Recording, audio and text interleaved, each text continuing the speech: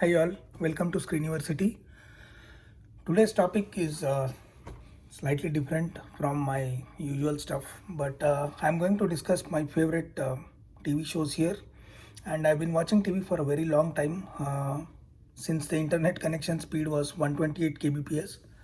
So I have seen a lot of TV, and it is not really easy for me to actually come up with a top 10. Although I have tried many times, then again I think of some other show that I should have put in there. So instead of undergoing that stress of ranking shows, giving them points and all that, I'm just going to tell you 10 shows that I enjoyed very much.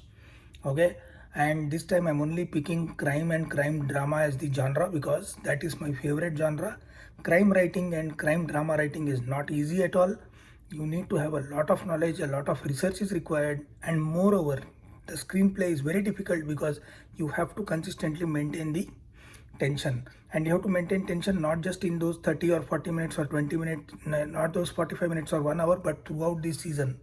You have to build characters. There is so much scope for building the character and character arc, and winning favor of the audience. You see, there are so many shows where some side characters have like cult fans. Okay, that kind of writing takes a complete different kind of science to actually happen. Anyway, so these are my favorite shows. I'm not ranking them in random order. Number one show that you should watch, okay, not one as in rank one, but one show that you should definitely watch is Sopranos. Sopranos was the first show that brought the Italian mafia to small screen. Earlier, mafia was only limited to large screen, and especially with movies like Goodfellas and The Godfather, the benchmark was so high. But James Gandolfini played the role of Tony Soprano, who actually rips the screen apart. It's a fantastic show, must watch. I think it is the one main important show that kicked off this series of epic shows on HBO. So it's I think it came out in 99 or 2000. I'm not very sure, but just must watch. It's a very very good show. All right, and watch out for this character called Christopher Moltisanti. You start empathizing with that guy so much, even though that guy is an asshole. Okay, that is what good writing is about. You should start liking a guy who you actually hate. Anyway, second show that I should talk about is called The Wire. The Wire is one of the most realistic shows that I've ever seen. It is set in Baltimore, and it tells the story of some drug dealers in very rough neighborhoods of Baltimore, and it is told through the eyes of the law enforcement.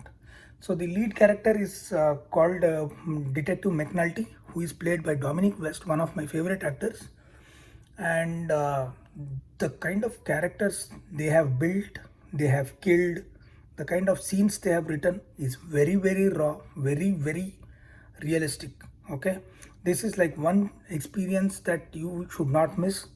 After watching this uh, show that is based on drugs and drug trade, any other show will feel like Chota Bhim. Okay, I'm not kidding at all.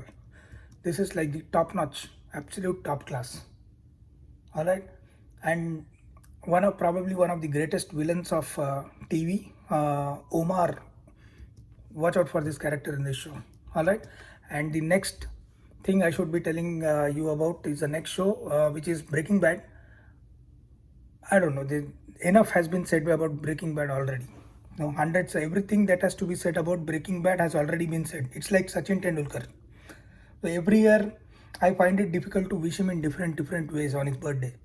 But the same is the case with Breaking Bad. No matter how much you do, you already everything has been said. There is nothing to say. But I'll tell you what I liked about the show. There are still people who have not watched it. So for them, one thing you should look out for is the kind of adversity this man in. It's a simple story writing technique. Okay, Walter White is actually played by Bryan Cranston, who is a chemistry teacher and is suffering from cancer. Now he needs a lot of money, and for that he comes under pressure and starts a drug business with his ex-student. So under that duress, he's suffering from cancer, and in spite of all that pressure, family pressure, his wife is kind of not a very kind person. So he has so many troubles. In spite of that, he excels in his there is a dimension of his character that he discovers as he progresses, as the show progresses, and makes him the king of the that business. Up that that the kind of tension they create, it's just mind blowing. It will split your nerves if you concentrate well. And other than that, top class cinematography. You will not believe the kind of places they have put the camera in Breaking Bad. Amazing stuff. Must watch.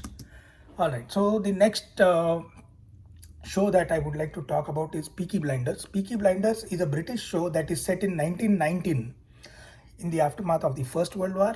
And Peaky Blinders are actually a gang. The gang is run by a guy called Thomas Shelby and his family.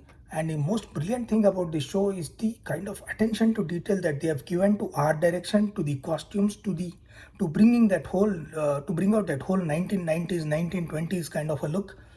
It is just stunning. All right, and watch out for this character called Arthur Shelby, who is Tommy Shelby's brother.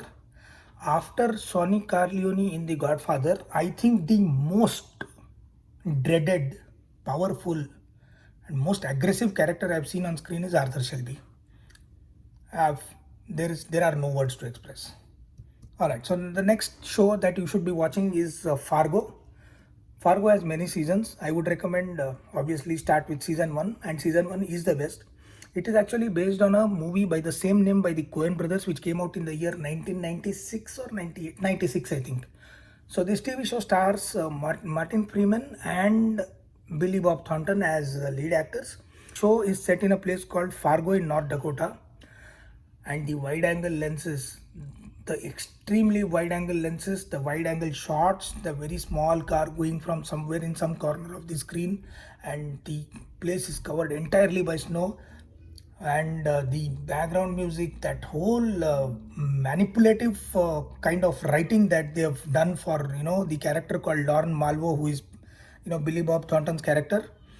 It actually drains you emotionally. I mean, you begin to think that you are also part of that problem which Martin Freeman is suffering.